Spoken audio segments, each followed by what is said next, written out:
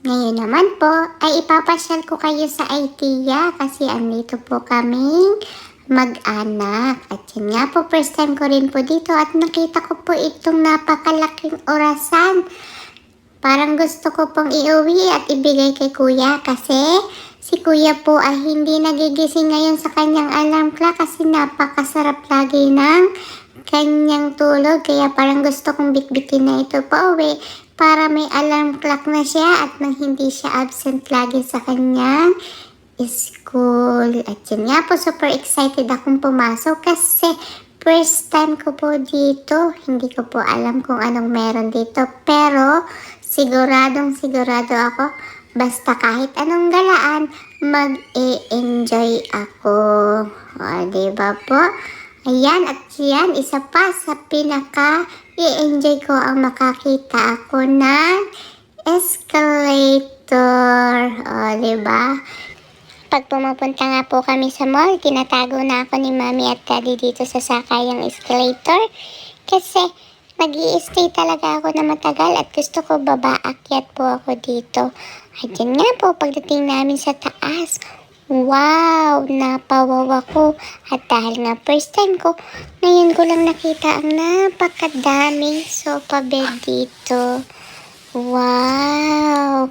Ang sarap-sarap tumira naman dito kasi ang dami-dami kong pwedeng gawin at nakakapagtumbling pa ako sa iba't ibang mga sopa dito. Sabi ko nga kay Daddy, kung pwede, dito na lang po kami tumira kasi napakalaki po ng bahay at ang dami kong pwedeng mapuan dito.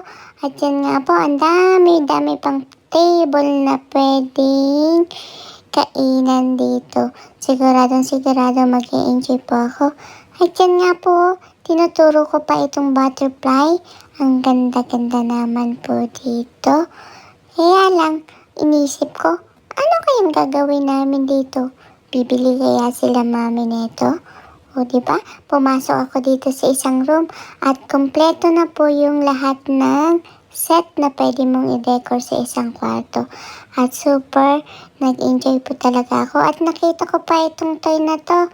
Ayan. Pero lumipat ako dito at mas nagustuhan ko po talaga ito. Ito po yung back bed na pwedeng higaan. At the same time, may palaruan din po.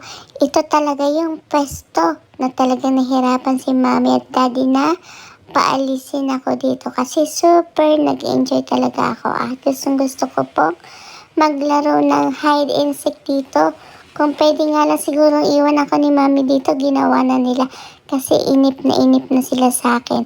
Kaya ayan, binigyan ako ng suhol para mapaalis ako doon. Binilhan nila ako ng octopus. Kaya yan, super love na love ko na po si octopus at yan takbon-takbo na po ako.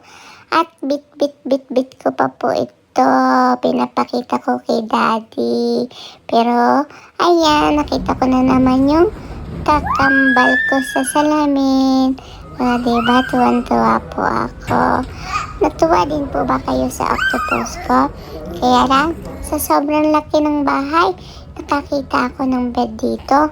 Sabi ko kay Mami, tired na ako. Baka pwedeng matulog muna po ako dito. Pero sabi ni Mami, hindi daw po pwede. Kaya ayan, lakad-lakad na naman po ako. Ito naman kasi, ang daming mga bed dito.